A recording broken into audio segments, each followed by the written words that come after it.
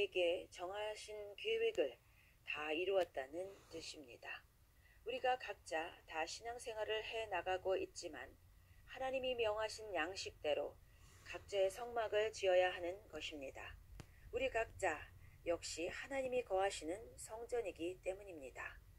그런데 만약 우리가 거기에 내 생각을 보태어 내가 생각하는 대로 신앙의 집을 일평생 건축해 나간다면 하나님의 영광은 절대로 내 삶에 또한 우리 사역 위에 머무시지 않을 것입니다.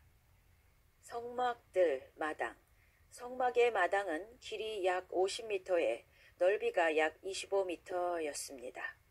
담장은 흰 세마포 모시천으로 막아졌습니다. 이 세마포는 그리스도의 의를 상징합니다. 그것이 둘러 쳐져 있는 것입니다. 교회 안과 바깥을 구분하는 것은 인간적 의가 아닙니다. 하나님이 둘러주시는 의입니다. 성도는 그리스도의 의로 옷 입은 사람들입니다. 성도는 그저 흰 세마포 옷입니다. 단순하고 정결합니다.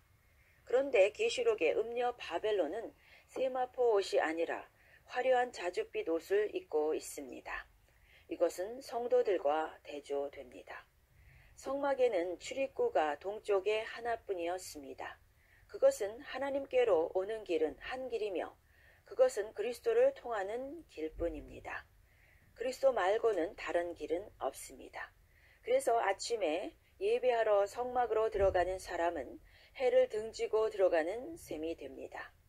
그것은 당시 이집트 등지에 만연해 있던 태양신을 등지는 것을 뜻합니다. 그렇습니다. 하나님을 섬기는 것은 다른 우상을 등지는 것입니다. 성소.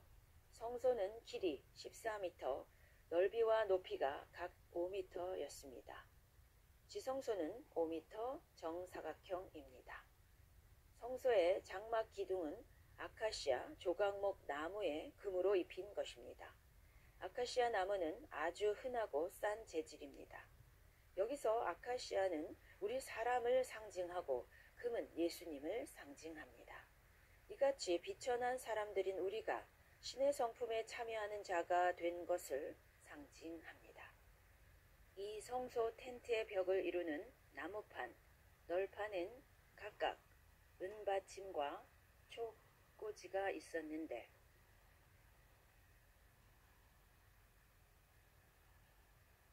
그래서 모래땅 위에 연결지어 서 있을 수 있었습니다. 이것은 믿음과 순종을 의미한다고 잭 푸니는 해석합니다. 모래땅은 우리가 사는 세상을 의미합니다. 이 세상에 하나님의 성소, 우리 각자가 버티고 서 있으려면 믿음과 순종의 균형이 필요합니다. 이 나무판들은 옆 판들과 연이어져 있었습니다. 중간에 아무 틈이 없이요. 즉 성도들은 이렇게 서로 틈이 없이 연이어 연결되어져 있어야 합니다.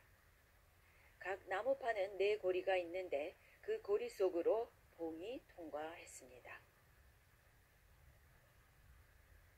그래서 벽 나무판은 더욱 견고히 서 있을 수 있었습니다. 우리는 그리스도 몸 안에서 성도가 연합해서 서로 친밀한 교제가 필요하다는 것을 뜻합니다. 성소 장막 덮개. 성소의 텐트는 4개의 덮개가 있었습니다. 가장 안쪽 덮개는 세마포로 짠 것으로 그리스도의 의를 상징합니다. 그 다음 덮개는 염소 가죽인데 우리 죄의 속죄 양 되신 그리스도를 상징합니다. 셋째 덮개는 붉게 염색한 양가죽 덮개입니다.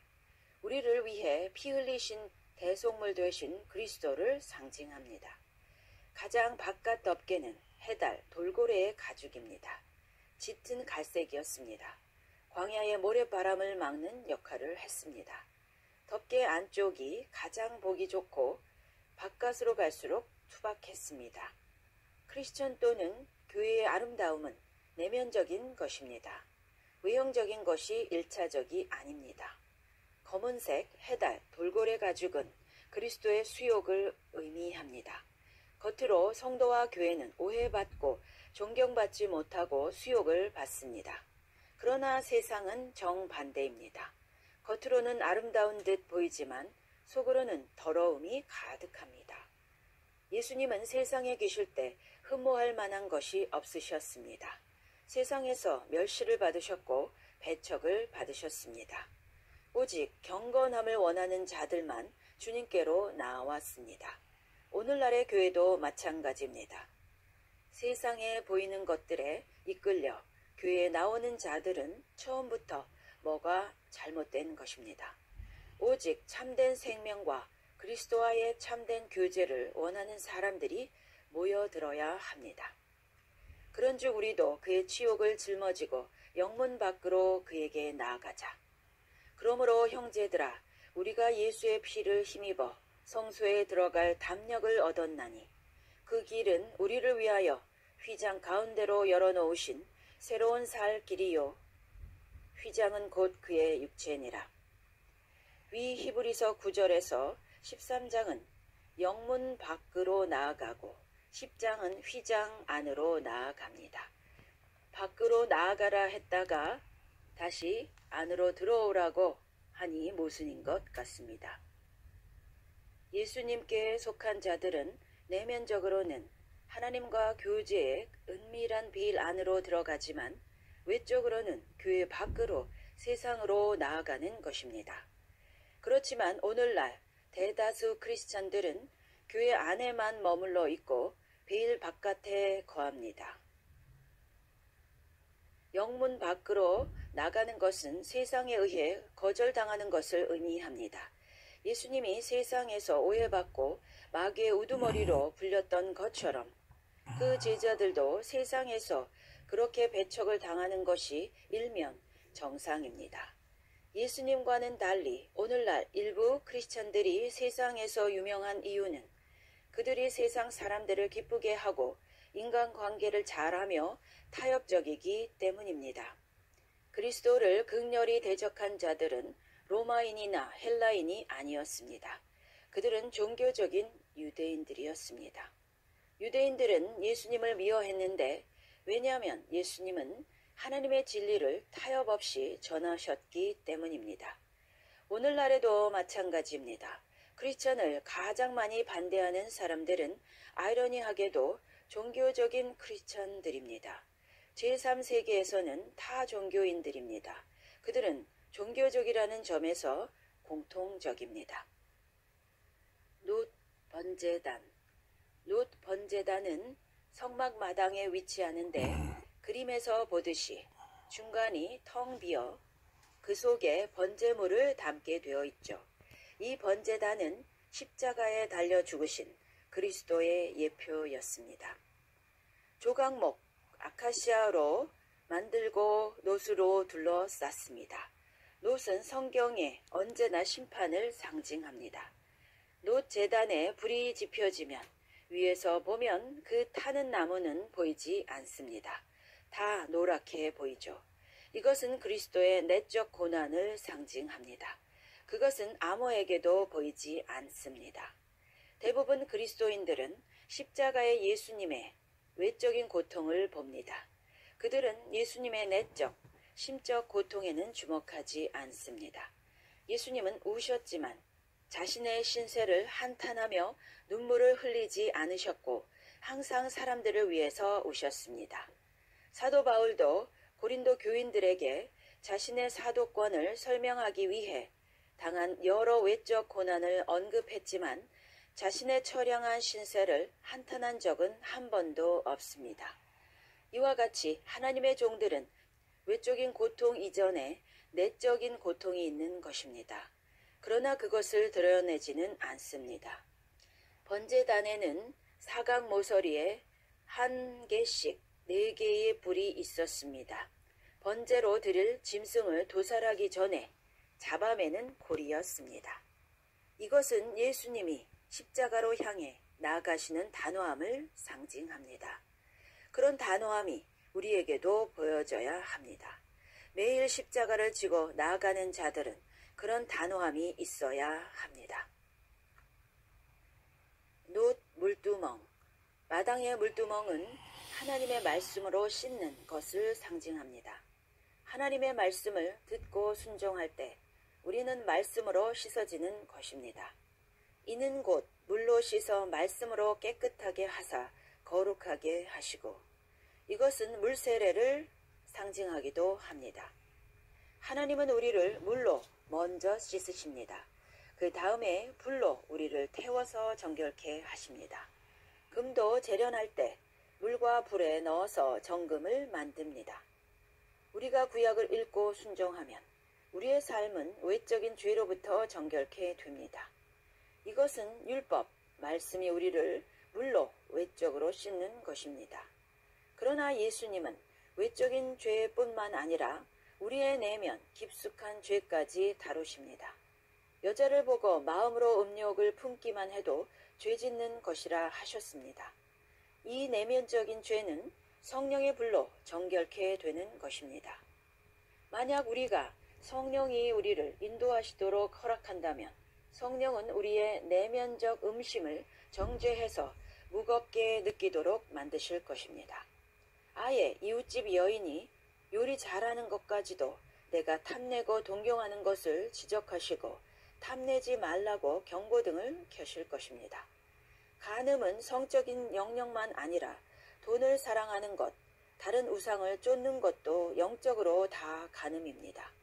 그래서 우리는 성소에 들어가기 전에 먼저 재물된 우리를 씻되 물과 성령으로 외적인 죄와 내면적인 죄를 동시에 다 씻고 그 다음에 온전하게 성소로 들어가는 것입니다.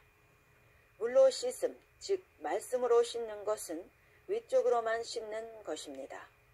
신약 성도인 우리들은 성령의 불로 내면적인 마음의 죄까지 정결하게 씻어야 합니다. 금으로 된 떡상. 성소 안에는 떡 12덩이가 상에 놓여져 있었는데 12지파를 의미합니다. 이 떡은 오직 제사장들만 먹을 수 있었습니다. 그들은 12지파를 대신해서 대표로 그 떡을 먹었습니다. 이것은 또한 예수님이 생명의 떡이 되시고 하나님의 말씀은 우리가 먹고 살아야 할 양식이 됨을 의미합니다. 구약에는 떡이 12덩이가 있었고 즉 12지파를 상징하지만 신약에서 떡은 오직 한 덩이, 한 몸만 있습니다. 성찬에서 떡은 하나였습니다. 우리가 한 몸을 상징합니다. 세상에 많은 족속과 나라가 있지만 신약의 성도들은 다 한 몸입니다. 우리는 모두 그 떡에 참여하는 자가 되었습니다. 그리고 구약처럼 족장이나 대표를 통해서가 아니라 신약은 그리스도와 직접 연결되고 그리스도 앞으로 나아갈 수 있게 되었습니다. 금촛대. 성소의 금촛대는 우리 각자의 또는 지역교회의 증거를 상징합니다. 제사장들은 이 촛대의 불이 꺼지지 않고 항상 타오르게 해야 했습니다. 그 의미는 신자, 교회의 증거가 말과 행위의 증거를 뜻합니다. 하나님의 자녀로서의 증거, 항상 꺼지지 말고 보여져야 한다는 것입니다. 구약에는 이 촛대가 하나였습니다. 거기엔 7가지가 있었죠. 구약 교회는 여러 가지가 있는 한 교회였습니다. 그러나 신약의 계시록에 보면 거기 7교회 각자가 한 촛대를 갖고 있었습니다.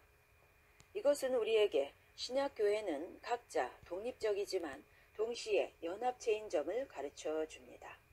구약은 독립성이 없는 한 교회였죠. 그러나 오늘날 일부 교회는 구약의 패턴을 따르는 경향이 있습니다. 각자의 독립성보다 전체성을 강조할 때는 그렇게 됩니다. 그건 구약적 교회의 패턴이 아닐까요? 촛대 속에 있는 각 등불은 지역교회의 각 성도를 뜻한다고 봅니다. 그 성도 각자는 밝게 빛나야 하는 것입니다.